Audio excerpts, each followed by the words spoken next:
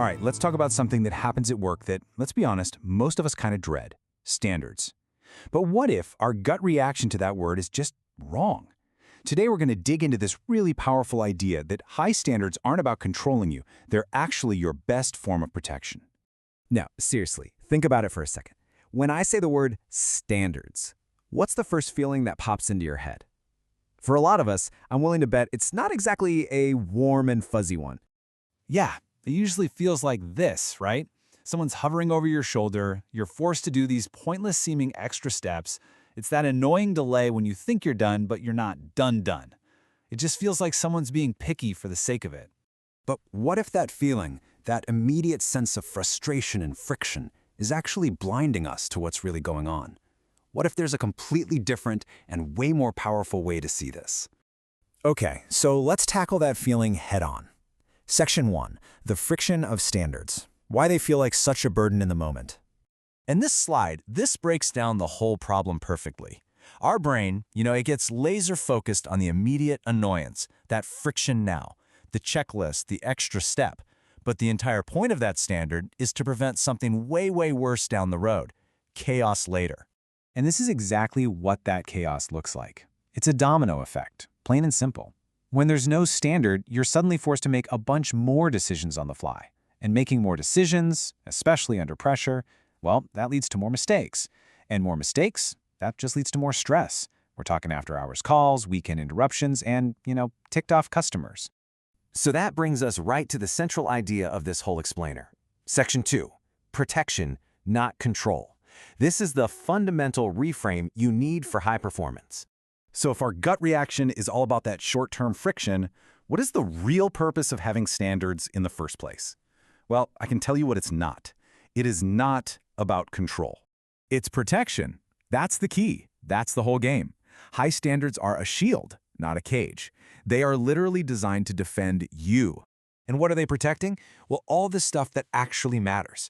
They protect your time so you're not doing the same job twice. They protect your body because you're not taking dangerous shortcuts. They protect your reputation, which is maybe your most valuable asset. And maybe most importantly, they protect your mental load. All that brain space that gets eaten up by stress and constantly putting out fires.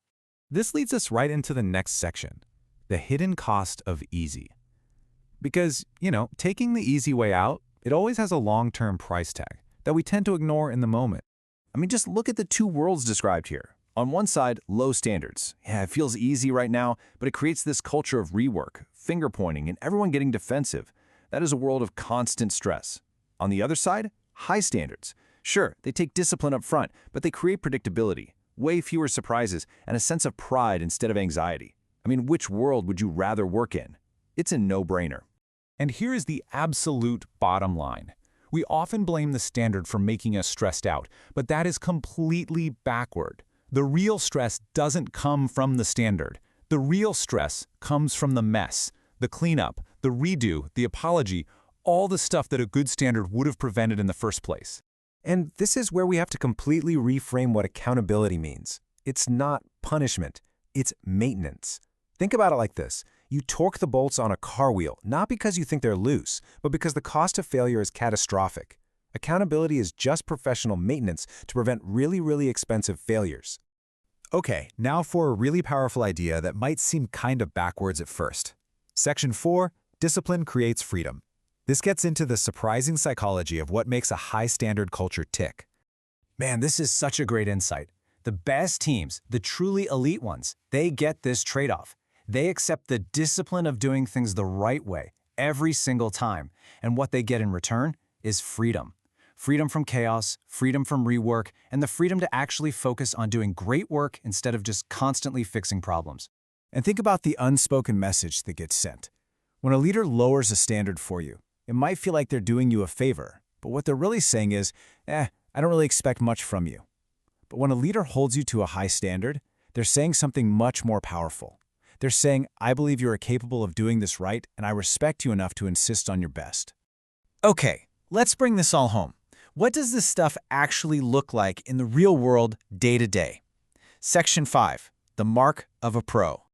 It looks like this. It's work that looks intentional and clean, not rushed and sloppy. It's following the checklist, even when you're the only one there. It's leaving a workspace cleaner than you found it. It's the discipline of actually testing and verifying, not just assuming everything's fine.